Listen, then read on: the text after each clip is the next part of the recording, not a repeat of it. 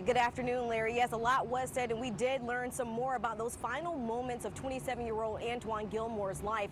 The MPD chief, Robert Conti, he stressed and belabored the point that police protocol is to not shoot into a moving vehicle. And why that happened yesterday remains unknown, because the officer who fired those 10 shots into that vehicle has not been compelled to make a statement while the U.S. Attorney's Office continues their investigation. But take a look at some of this video that was just released from the body cameras.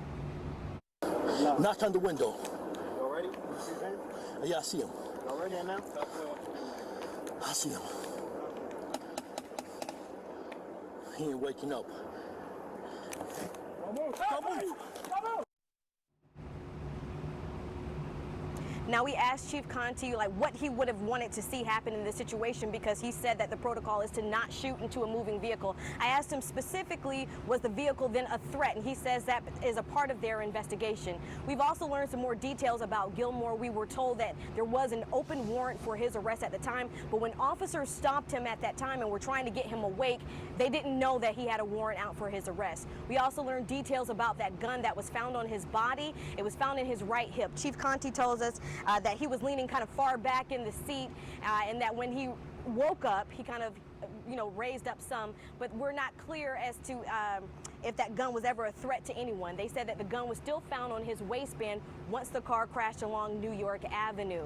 We also know right now that this will continue to remain under investigation by the U.S. Attorney's Office, and if disciplinary action is to come down, that will come from Chief Conti. But we asked Chief Conti a number of questions, including how his officers are reacting after a day full of police-involved shootings. It is just very difficult to see from that officer's vantage point through the lens of the ballistic shield that he had deployed. It's very difficult to see what he saw at the point where he fired his weapon. And that was Chief Conti there. So again, this is an ongoing investigation. Still so many details that will have to be unfolded. We don't know how many times Gilmore was shot. That will have to come from the medical examiner's office as well.